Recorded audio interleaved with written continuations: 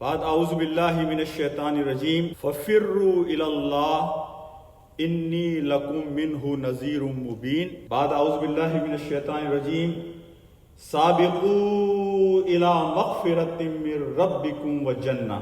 बाद आउज़ु बिल्लाहि मिनश शैतानिर रजीम वसारिऊ इला मग़फ़िरतिम मिर रब्बिकुम व जन्नह।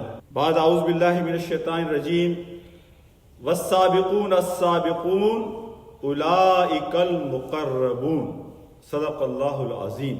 My respected brothers and my sisters, the subject of my talk today, the ayahs of Quran that I have read in front of you from Surah Zariyat, Surah Hadid, there is one common message in these ayat, and the message is rush, run, compete with each other, try to outdo each other for maghfirah and Jannah of Allah subhanahu wa ta'ala. You know, Allah subhanahu wa ta'ala has put in our fitrah some inclinations, love, that we love certain things in this dunya. We have certain behaviors, we have certain inclinations, and by very nature Allah subhanahu wa ta'ala wants us to take advantage of those instincts, love and inclinations. Islam is the only religion which endorses to use those abilities and qualities and attributes that Allah subhanahu wa ta'ala has put in our fitrah. Zuyyana linnasi hubbu shahwati minan nisa'i wal banina wal qanatiril muqantira. And Allah subhanahu wa ta'ala, with positive connotation, is saying that Allah is the one who has beautified the love of women, the love of children, the love of wealth. And Islam encourages us to use and utilize to your advantage. That's why in one of the hadiths, somebody asked Prophet ﷺ, what is zuhud and piety? That I am more devoted to the religion. The Prophet's reply was, zuhud is not that you stop using what is Allah has made halal for you. Zuhud is not that the bounties Allah has given you, the mal, wealth Allah has given you, just you throw that away. Rather, zuhud and piety is that your reliance is more not what you have in your hand, but your reliance is more what Allah has for you. That is zuhud. My brothers, so Allah subhanahu wa ta'ala and our deen encourages us. But you know, Quran gives us the perspective. Quran teaches us that these desires, this love you have, these inclinations you have, but you have to make sure you keep them checked, and you keep them focused, and you keep them in the right direction. Because if you will keep them checked and focused, that not only that you will have reward with Allah subhanahu wa ta'ala, but in this dunya also Allah will give you regard. Allah will give you dignity. Allah will give you honor. That's why we see in our everyday life that the people who keep their wishes, their desires checked, they are more dignified people in the community.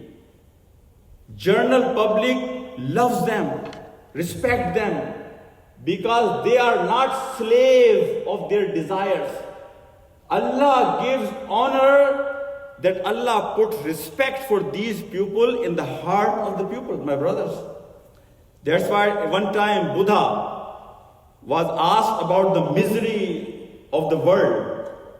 And the reply of Buddha was, the misery you see in the world, the pain you see, the suffering you see, is because people have uncontrolled desires.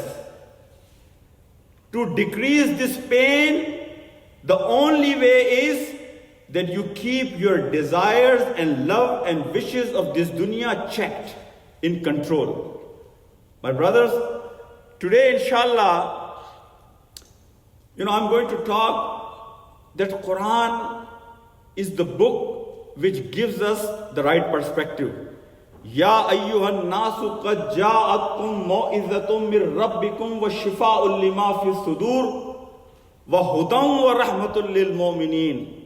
Qul bi fadlillahi wa bi rahmatihi fa bi dhalika falyafrahu huwa khairum mimma yajma'un.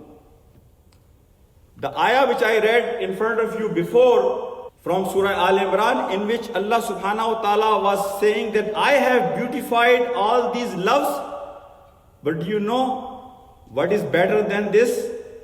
Wallahu indahu husnul ma'ab. What Allah has is better than all the love you have, all the desires you have, all the wishes you have. Qul a'unabbiukum bi khairin min dhalikum lilladhina ttaqaw. Allah subhanahu wa ta'ala saying, ask them, do you want me to tell you what is better than the love of women, the love of your children, the love of your wealth, and all the wishes you have in this world? What Allah has is better, and the way is lilladhina ttaqaw, that you should run and rush for taqwa of Allah subhanahu wa ta'ala. This Jannah and Maghfirah is u'iddat lil muttaqeen, that Allah has kept this Maghfirah and Jannah for people of taqwa. And inshallah in few minutes I will define for you what is taqwa. And Ramadan is coming. So inshallah let's get in the mode of preparation of Ramadan, inshallah. My brothers and my sisters, our test in this dunya is that how we keep our desires checked and how we behave according to the teachings of Islam. Islam is such a religion. I was giving one Dars of Quran, Surah Baqarah. And the ayahs which talks about talaq and khula, aili qawaneen of Islam. Sayyid Qutb rahmatullah alayh in his tafsir fi Zilalul Quran says that when I was writing tafsir of these ayahs of talaq and khula, ayah number 238 of Surah Baqarah, all of a sudden, in the middle of this discussion of talaq and khula, Allah subhanahu wa ta'ala is saying, Hafizu ala salawati was salatil wusta wa qumu lillahi qanitin. Sayyid Qutb says that I was so puzzled that why Allah subhanahu wa ta'ala in the middle of this discussion of talaq and khula is mentioning about salah. It does not go with the flow. And Sayyid Qutb says that I read tafasir of all the previous shayukh, but none of the explanation was making any sense to me until the time came for the third edition of his tafsir, fi Zilalul Quran. He said, Allah subhanahu wa ta'ala put in my heart the meaning that between talaq and khula, why Allah subhanahu wa ta'ala is mentioning about salah. He says the reason is that no matter what you do in your life, even if it's talaq, even if it's khula, or whatever happens in your life, if you will do that according to the teachings of Quran and the way of the Prophet Muhammad sallallahu alaihi wasallam, it will be like a ibadah, like you are doing salah. Like salah is a ibadah, same way when you will follow the footsteps of Prophet Muhammad sallallahu alaihi wasallam and the teachings of Quran, it will qualify same way ibadah of Allah subhanahu wa ta'ala. This is the beauty of our religion, my brothers and my sisters. The time and age we live in today, social media. Social media is a trend setter. Social media gives us narrative. Social media teaches us how to live our life. Social media teaches us our etiquettes, our manners these days. As a Muslim, I want to ask myself and you that today is more important for you and me to stay connected with our religion.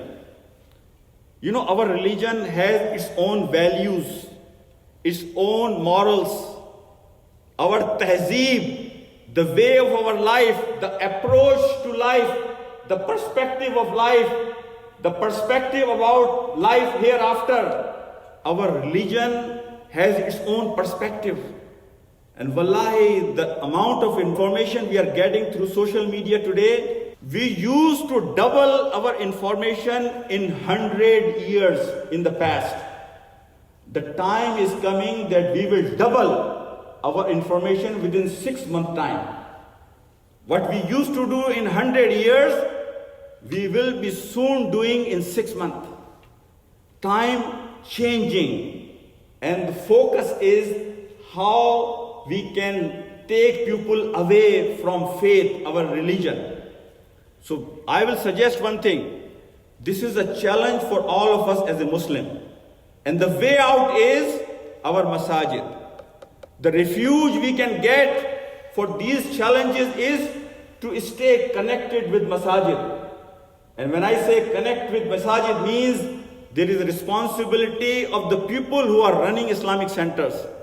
They should have leadership in masajid.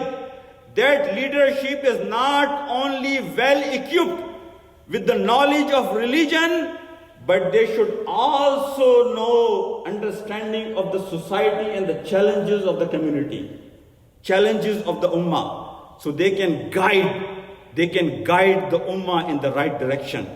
So wallahi, this time will be time of vibrant, active, proactive Islamic centers and leadership in the future if we really want to secure our ummah, our society, our community. The ayahs I read in front of you from Surah Zariyat and Surah Hadid, in which Allah subhanahu wa ta'ala is calling, فَفِرُّوا إِلَى اللَّهِ إِنِّي لَكُمْ مِنْهُ نَذِيرٌ مُبِينٌ.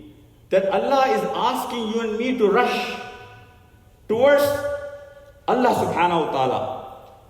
My brothers, if we want to rush to seek the pleasure and taqwa of Allah subhanahu wa ta'ala, what is taqwa of Allah subhanahu wa ta'ala? You know, most of the people, they say fear of Allah subhanahu wa ta'ala. Taqwa has many meanings.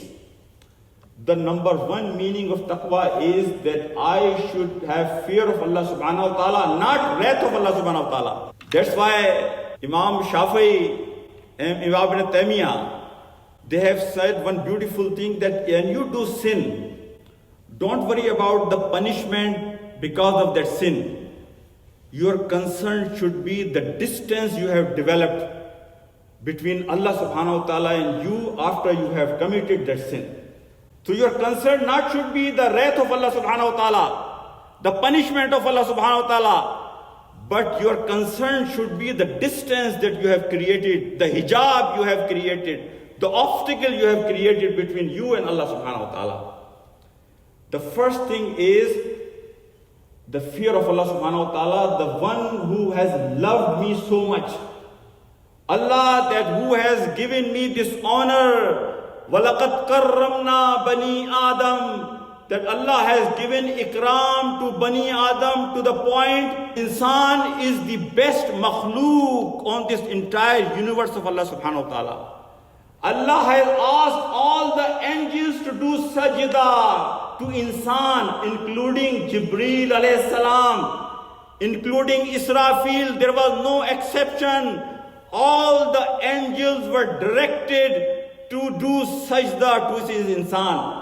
This insan that whom Allah has made Khalifa on earth, that Allah has created him Ahsan Taqween, the best of the takhleeq of Allah subhanahu wa ta'ala. So my fear should be that my loved one should not get angry with me. That is one definition of taqwa. The second definition of taqwa is haya of Allah subhanahu wa ta'ala. Hadith of Prophet Muhammad Sallallahu Alaihi Wasallam, Allah deserves the most haya.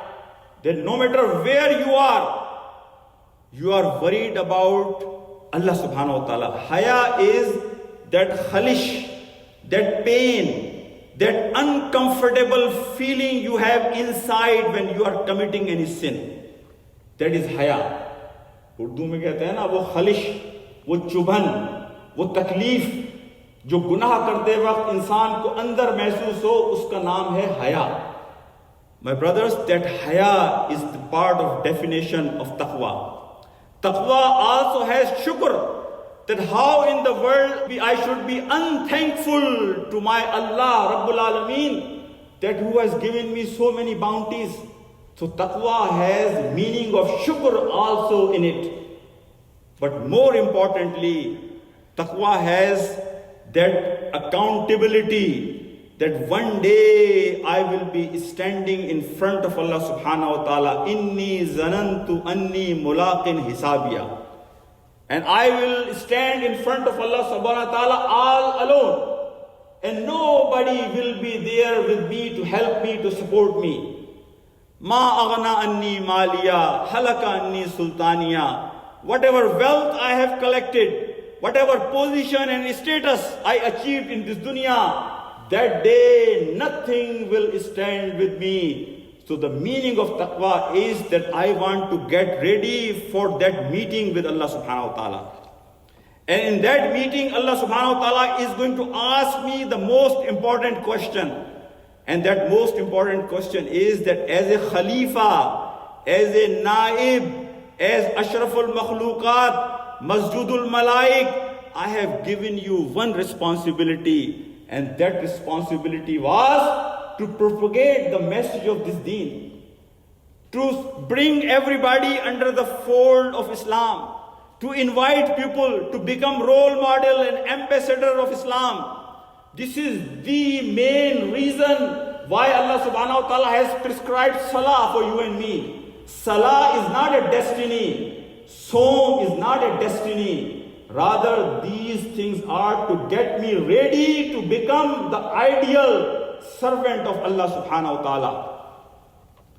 My brothers and my sisters, and that mission is هُوَ الَّذِي أَرْسَلَ رَسُولَهُ بِالْهُدَى وَدِينِ الْحَقِّ لِيُظْهِرَهُ عَلَى الدِّينِ كُلِّهِ وَلَوْ كَرِهَ الْمُشْرِكُونَ. This is the responsibility. Part of taqwa definition is that Allah is going to ask me that did I send you just to pray or do some song and become good in yourself and leave rest of the world in misery and pain? No, your responsibility was not only to take care of yourself, but your family and the community as well. I want to share with you, the meaning of two ahadith of Prophet Muhammad Sallallahu Alaihi Wasallam. And then inshallah I will go towards conclusion. In one of the hadiths, Prophet Sallallahu Alaihi Wasallam said, and this was a general instruction for caravan, go for tijara, business. Recommendation was that the caravan which leaves in early part of the day, they can reach to their destiny in time, before the heat of the sun can bother them. There was another hadith in which Prophet ﷺ said that you should do preparation of akhirah like you only have today. And for dunya, like you have rest of your life.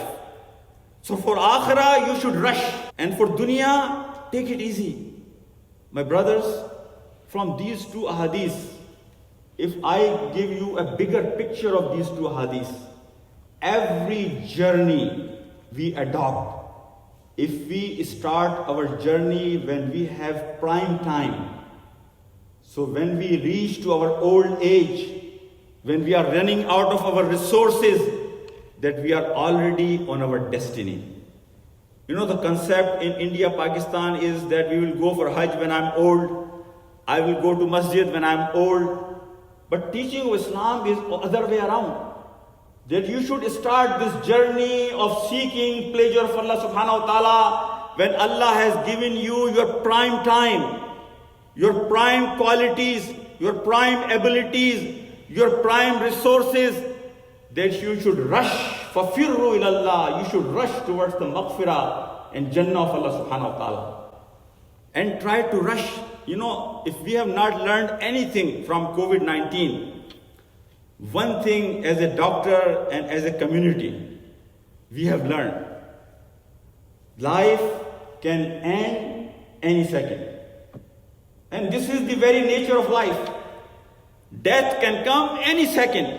It doesn't matter you were healthy, you never had any issue, no problem. Time is to reset the button of our life, my brothers. Wallahi, if you and me, we will not learn lesson from this current pandemic, then I don't know when we will learn the lesson. The lesson is that we should have a very focused life. We don't have time. A lot of time I have seen brothers and sisters, they spend hours and hours on social media. Wallahi, as a Muslim, we have a calculated time available. It's like you are in an exam room. Every second counts. So the message of this pandemic is that we need to put our resources together. We need to put our efforts together. And we should live life focused with the right direction. Focused with the right direction. And I will remind you one thing, my brothers. Everything happens in this world happens for a reason.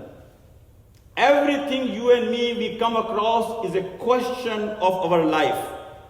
I'm standing here, this is a question of my life. Allah is going to ask me on that day that you were standing on the pulpit and giving khutbah. What was your intention?